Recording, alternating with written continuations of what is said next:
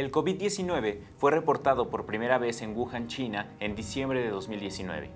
La enfermedad se extendió rápidamente por el mundo y fue declarada pandemia global por la Organización Mundial de la Salud en marzo de 2020. Por las restricciones de confinamiento, la vida cambió. En muchos casos, el trabajo se comenzó a realizar desde casa. También se potenció el uso de plataformas digitales para actividades como la atención a la salud y la educación para que no se paralizaran estas actividades. La situación de confinamiento generó conflictos familiares y separaciones. Según reportes del INEGI, durante 2020 se registraron 92.739 divorcios. Además, hubo un aumento sustancial en el uso y abuso de sustancias como el alcohol, drogas e incluso automedicación.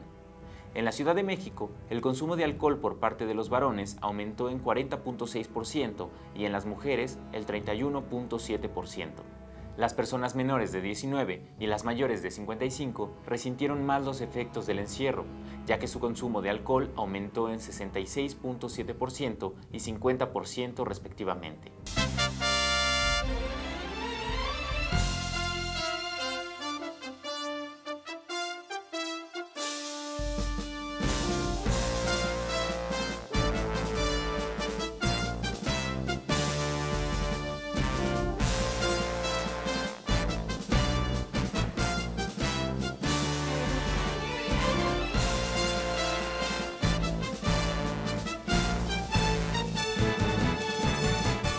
Bienvenidos a una emisión más de Me Toca Este Mundo. El tema es Lecciones desde la pandemia.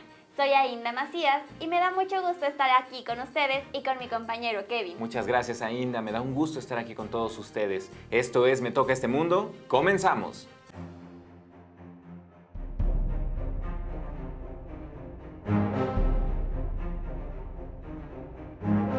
En México, desde el momento del decreto de pandemia mundial y ante el aumento de contagios, iniciaron las medidas emergentes para controlar y prevenir su expansión.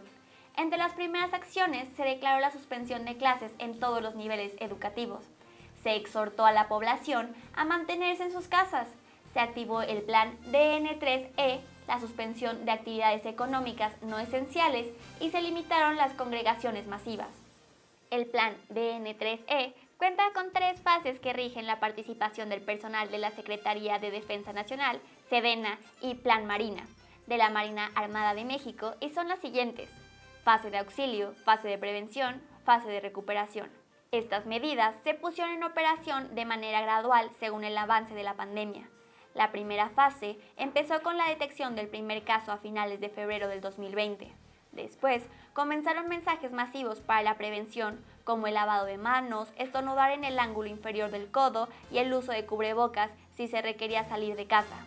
Para el 14 de marzo del 2020, se difunde el acuerdo en el que se establece una estrategia para la reapertura de las actividades sociales, educativas y económicas, así como un sistema de semáforo por regiones para evaluar semanalmente el riesgo epidemiológico relacionado con la reapertura de actividades en cada entidad federativa, así como se establecieron acciones extraordinarias. El 24 de marzo, el país entra en el escenario de transmisión comunitaria por COVID-19. La Secretaría de Salud declaró el inicio de la fase 2 con el virus disperso en zonas localizadas, cientos de casos. A partir de la fase 2, se fortalecen las medidas de distanciamiento social y el inicio de la Jornada Nacional de Sana Distancia. Todo esto para mitigar los efectos en el número de contagios y el incremento de defunciones. Con la segunda fase se modifica la vida cotidiana y doméstica. También comienza a sentirse un impacto en lo laboral y en la economía. Se generó incertidumbre, hubo reacciones de histeria y preocupación exacerbada que influyeron en el estado emocional y mental de la población. El 21 de abril, la Subsecretaría de Prevención y Promoción de la Salud anunció el inicio de la fase 3 por la epidemia de COVID-19 en México.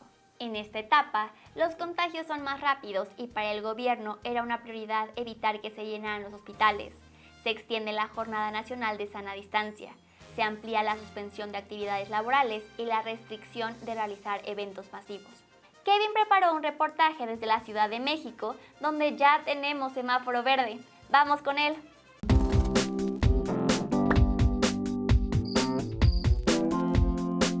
En el Parque Francisco Villa o Parque de los Venados hay un ambiente fresco, bullicioso. Se nota que terminó el confinamiento. Ya hay familias conviviendo, personas de todas las edades, grupos de amigos y gente haciendo ejercicio. Se están retomando algunas actividades de convivencia familiar y comunitaria, pero continuamos y no sabemos hasta cuándo con las medidas sanitarias como el cubrebocas, la sana distancia, el gel desinfectante y el lavado de manos. El confinamiento también provocó la reducción de actividad física. Este sedentarismo afectó la salud de la población en general, pero hubo quienes sí tomaron algunas de las opciones para realizar ejercicio en casa con el apoyo de videos de internet. Las autoridades sanitarias esperan que para el 2022 el COVID-19 esté controlado. Los efectos de la pandemia son muchos. Nuestra vida cambió. El hogar se convirtió en oficina, en escuela, en lugar para hacer ejercicio, para leer, para cuidar a los enfermos que no necesitaban ir al hospital y se cancelaron casi todas las actividades recreativas. Kevin, gracias por tu reportaje.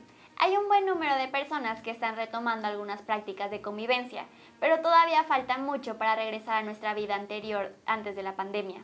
De acuerdo con los datos que han llegado a nuestra redacción, parece que no volveremos a esta normalidad. El mundo somos nosotros y tenemos que cambiar. Ya les informamos que por el cierre de actividades económicas, el impacto en el empleo y el ingreso es uno de los mayores problemas. Se cancelaron una gran cantidad de empleos formales e informales. Hay reportes de que fueron 347,000 empleos los que se perdieron. Los sectores más afectados fueron los de la construcción, servicio y comercios. La población vulnerable también padeció mucho más que antes. Por ejemplo, en algunos hogares solo había un equipo de cómputo para varios hermanos. En otros casos no tenían computadora. Por esto hubo deserción escolar. Y en otros casos las familias se endeudaron para tener otros dispositivos electrónicos y los pagos de estas deudas disminuyeron el gasto en alimentación u otras necesidades. En cuanto a la educación, se plantea una estrategia para afectar lo menos posible el proceso de aprendizaje de alrededor de 30 millones de estudiantes de entre 3 y 29 años que asistían a clases presenciales y que de manera repentina dejaron de hacerlo. Según datos que llegan a la redacción, desde la Secretaría de Educación Pública se instrumentaron diversas estrategias emergentes para la educación pública y privada. La educación a distancia con la transmisión por televisión del programa Aprende en Casa para alumnos de preescolar, primaria, secundaria y educación media superior. También se recurrió a plataformas digitales, recursos didácticos con tecnologías de información y capacitación en herramientas digitales. El Internet se volvió indispensable. El INEGI dio a conocer que en muchos hogares, al no contar con recursos económicos ni herramientas para integrarse a las clases a distancia, hubo abandono y deserción de la escuela. Esto mostró la profunda desigualdad que existe en la sociedad. En México, en 2020 se estimaron 84.1 millones de usuarios de Internet. Esto es el 72% de la población de 6 años o más. De estos 84.1 millones, 78.3% de la población ubicada en áreas urbanas son usuarios, mientras que el área rural la proporción es de 50.4%. Los tres principales medios para la conexión de usuarios a Internet en 2020 fueron celular inteligente smartphone con 96%, computadora portátil 33.7%, televisor con acceso a Internet 22.2%. Interesantes datos, Ainda. Por otro lado, en los servicios de salud, uno de los mayores impedimentos para atender los miles de contagios fue la escasez de personal capacitado.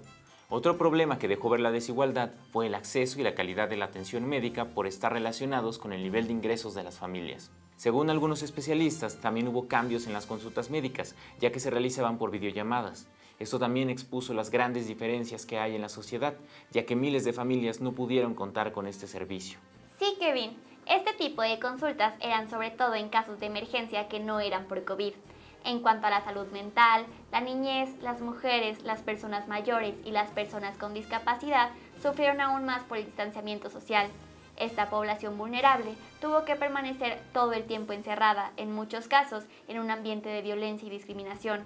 Por eso, pronto se tendrá que crear una nueva normalidad sustentada en la igualdad, el respeto y la justicia. A pesar de las medidas de distanciamiento social y aislamiento por COVID-19, los asesinatos de mujeres no se han reducido. Por el contrario, a nivel nacional se mantienen y en algunos estados han aumentado. Actualmente siguen asesinando a 10 mujeres al día en promedio.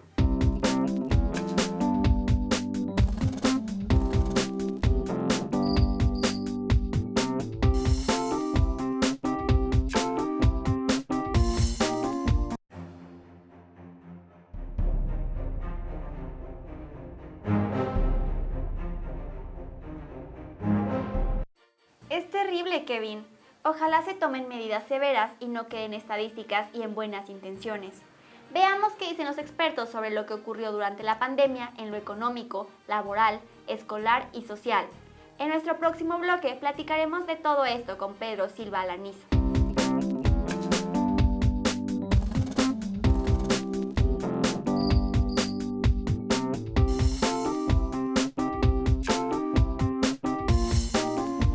Kevin, mira los datos que llegaron a la redacción. Nos ayuda a entender un poco el impacto del COVID-19 en la economía y sus efectos en lo social y en la cultura. Por favor, compártenos la semblanza de nuestro entrevistado. Claro, Ainda. El licenciado Pedro Silva Alanís es jefe de información, editor, reportero y coordinador de investigaciones especiales del periódico El Imparcial de Oaxaca. Tiene más de 40 años de trayectoria en el diario El Financiero de la Ciudad de México.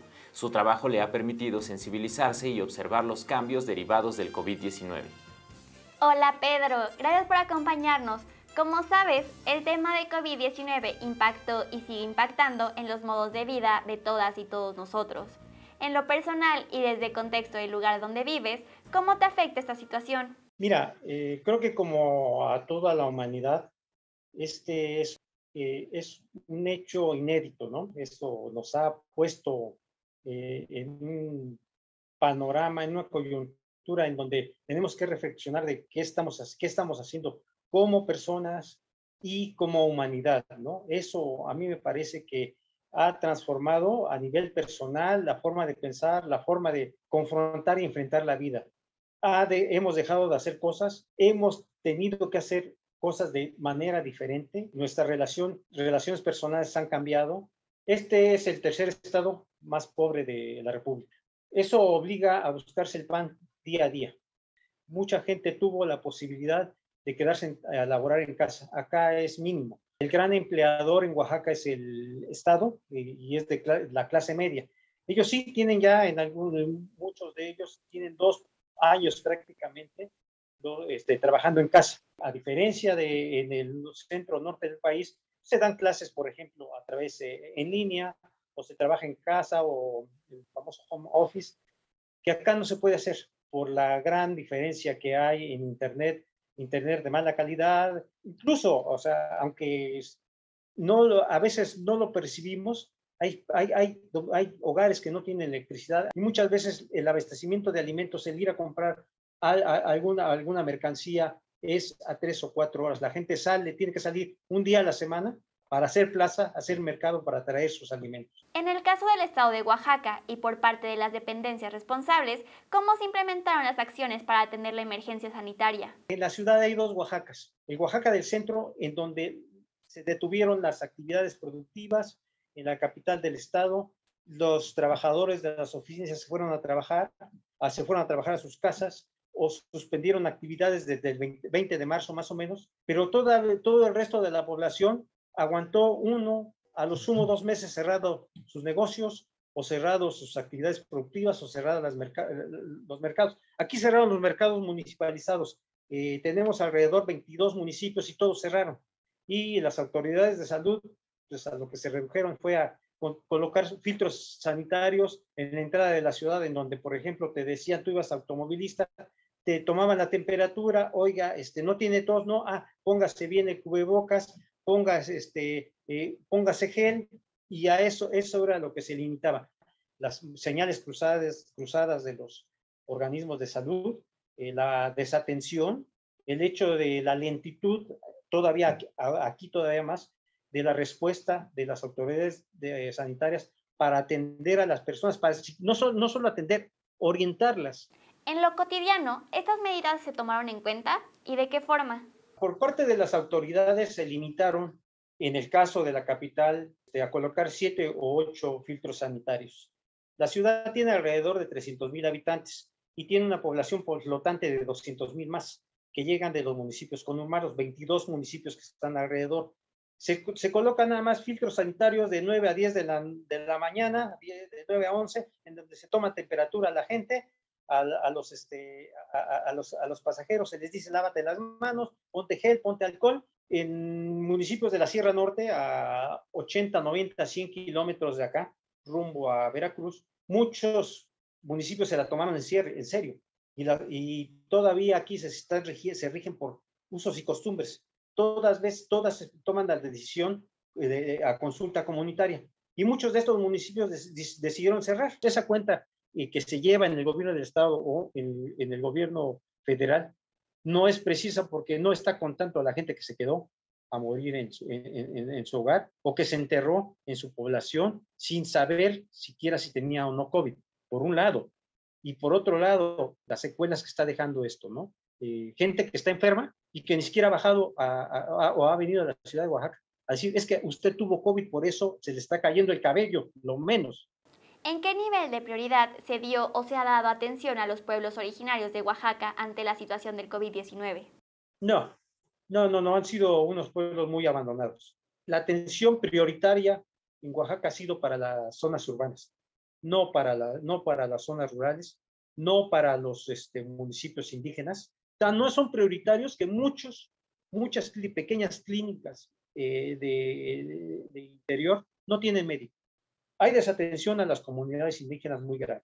Se está atendiendo preferentemente el COVID, pero si ni siquiera en las comunidades indígenas se atiende el COVID, mucho menos se van a atender el resto de las enfermedades. Los pueblos afro-oaxaqueños que están en la costa no han sido bien atendidos. Tampoco han sido las poblaciones indígenas. En lo cotidiano, ¿puedes describir algún cambio sustancial en el modo de vida de los pueblos originarios y de la población afromexicana?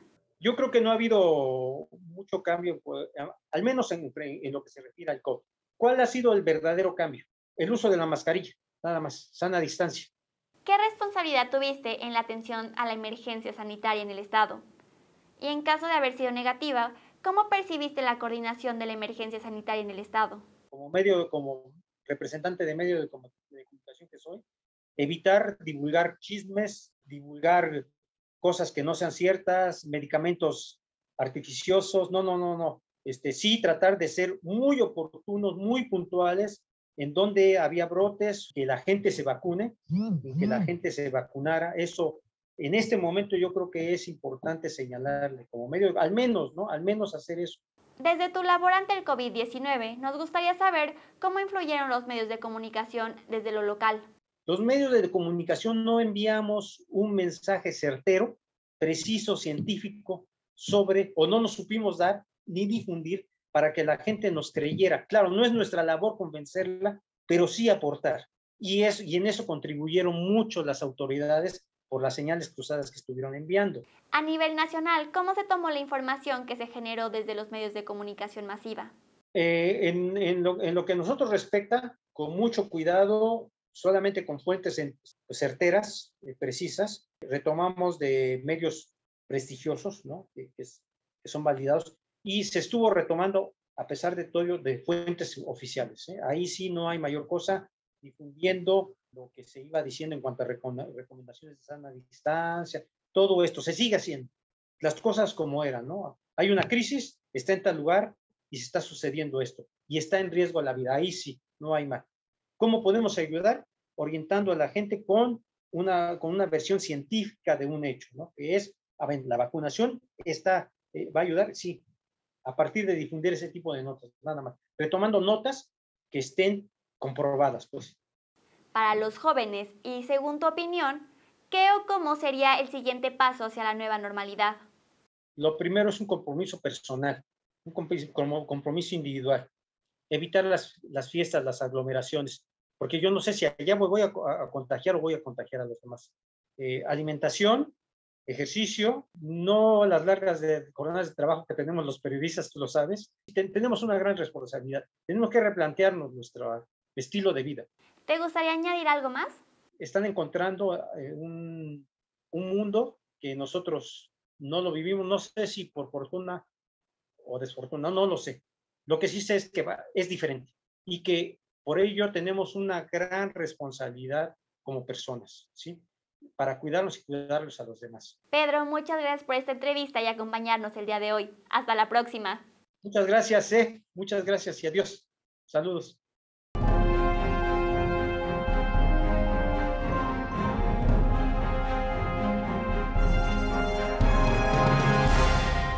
En nuestro próximo blog bloque daremos algunos datos para saber más sobre lo que ocurrió durante la pandemia.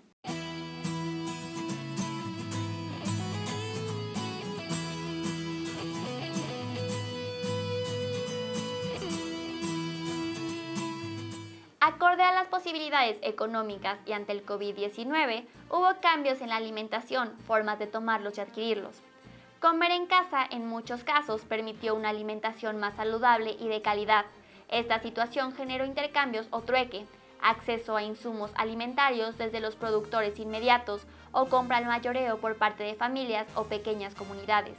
Entre los efectos positivos se permitió un respiro al ingreso por no comer fuera de casa, así como planear una dieta equilibrada. Acorde con las posibilidades económicas y ante el COVID-19, hubo cambios en la alimentación, desde la compra hasta su consumo. Comer en casa en muchos casos permitió una alimentación más saludable y de calidad. Esta situación generó intercambios o trueques. Hubo manera de comprar alimentos directamente a los productores o compras al mayoreo. Uno de los efectos positivos fue comer en casa y apoyar los negocios locales, además de darle un descanso al medio ambiente. Nuestras fuentes de información nos dicen que se generó un consumo responsable. Por ejemplo, se suspendieron las compras de ropa o productos que no nos hacían falta. Muchas personas optaron por hacer una mejor administración del dinero. Habría que conservar estos hábitos. Siguiendo con el tema medioambiental, por el confinamiento se disminuyó el uso de vehículos y gasolina, creció el uso del transporte público y de bicicleta. Por esto, las autoridades realizaron estrategias de movilidad con las siguientes consignas: evitar, cambiar y mejorar.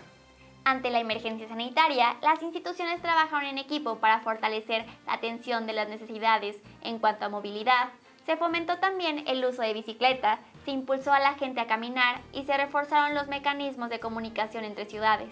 Ainda pienso que con estas acciones la movilidad fue mucho más fluida. Los tiempos de traslado fueron menores, en algunos momentos se pudieron ver calles desiertas.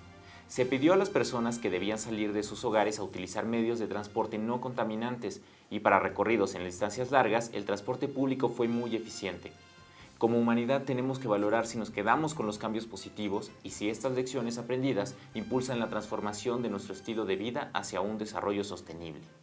Así es, Kevin. La lección que nos deja la pandemia para la recuperación y control de nuestra vida implica repensar nuestra condición actual y reflexionar sobre cuál es la nueva normalidad que deseamos. Esta es una tarea y una responsabilidad para todas las personas, familias, comunidades, pueblos, barrios, gobiernos, organizaciones sociales, académicos, empresas y organismos de cooperación internacional. Así es, Ainda. Lo que sigue después del COVID-19 debe tener un enfoque de derechos humanos.